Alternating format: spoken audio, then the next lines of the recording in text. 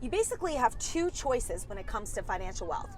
You either take the L's now, as in you sacrifice your lifestyle now while you're young to sock away money for the future, or you do number two, the path that most people do, which is the eking buy. In other words, instead of delaying gratification, they live, earn, spend. Live, earn, spend. They leave very little to invest. And so what happens is they drag out this process of wealth building. They're really, really slow.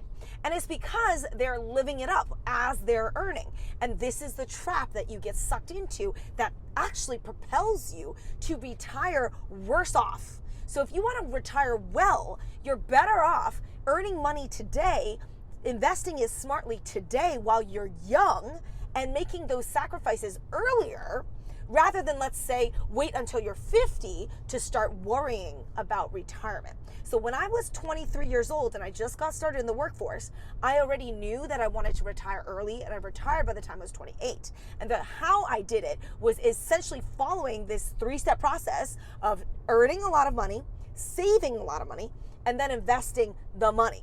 And once you do all three, you can retire sooner rather than later. And this is the problem with the mindset of, well, why don't you live it up now? Why don't you live it up while you're young?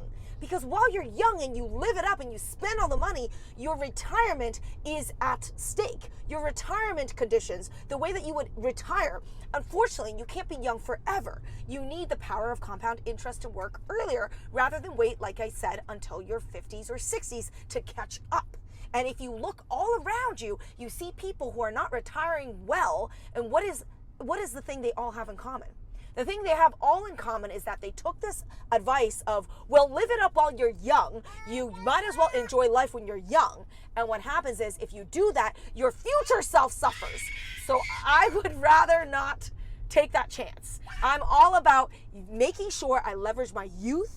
So when I was 23, I worked my ass off, I sacrificed, and by the time I was 28, I had the world at my feet, and I could decide what I want to do with the rest of my life at such a young age. And that is the difference between sacrificing while you're young versus eking it out, stretching it out, spending, right? This is the problem. Everything comes at a price. Everything, there is a trade-off.